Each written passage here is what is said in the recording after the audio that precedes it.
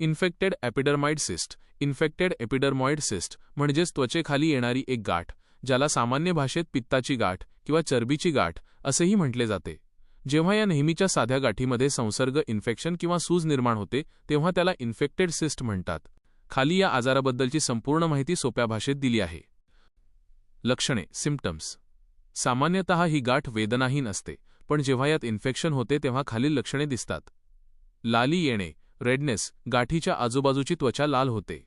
तीव्र वेदना, पेन आणि टेंडरनेस, गाठीला हात लावल्यावर किंवा सतत ठणक मारल्यासारख्या वेदना होतात.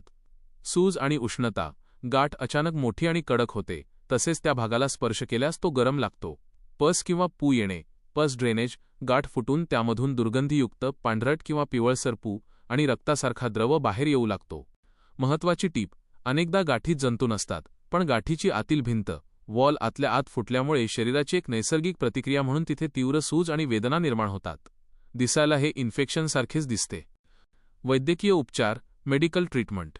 अशा प्रकारची गाठ झाल्यास ती कधीही स्वतःहून दाबून, नखाने ओरखडून किंवा सुईने टोचून फोडण्याचा प्रयत्न करू नका. असे केल्याने इन्फेक्शन शरीरात खोलवर पसरू शकते आणि त्वचेवर कायमचा डाग पडू शकतो. डॉक्टर तपासणी करून खालीलप्रमाणे उपचार करतात. 1. चिरफाड करून पू काढणे. Incision and drainage -ID. जर गाठीमध्ये खूप पू जमा झाला असेल तर डॉक्टर त्या भागाला बधीर सन करून एक छोटासा चिरा देतात आणि आतला सगळा पू आणि खराब द्रव बाहेर काढतात. यामुळे वेदना आणि दाब लगेच कमी होतो. 2. अँटीबायोटिक्स.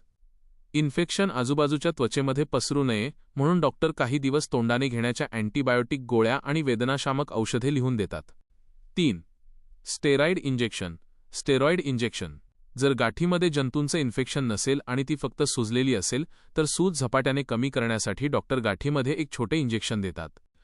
कायमस्वरूपी उपचार, शस्त्रक्रिया, सर्जिकल एक्सिजन. फक्त पू काढल्याने किंवा औषधे घेतल्याने गाठ तात्पुरती बरी होते, पण ती मुळापासून नष्ट होत नाही.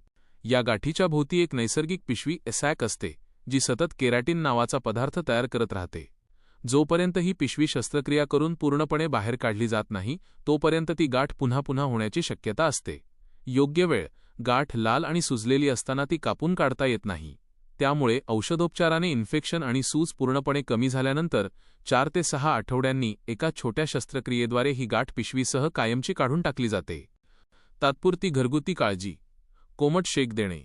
स्वच्छ सुती कापड कोमट पाण्यात भिजवून गाठीवर दिवसातून 3 ते 4 वेळा 10 ते 15 मिनिटांसाठी ठेवावे. यामुळे रक्ताभिसरण वाढून वेदना कमी होतात आणि पू नैसर्गिकरित्या जमा होण्यास मदत होते. स्वच्छता राखणे. तो भाग सौम्य साबण आणि पाण्याने स्वच्छ ठेवावा. गाठ फुटल्यास स्वच्छ कापसाने साफ करून त्यावर पट्टी, बँडेज बांधावी. डॉक्टरांकडे त्वरित केव्हा जावे?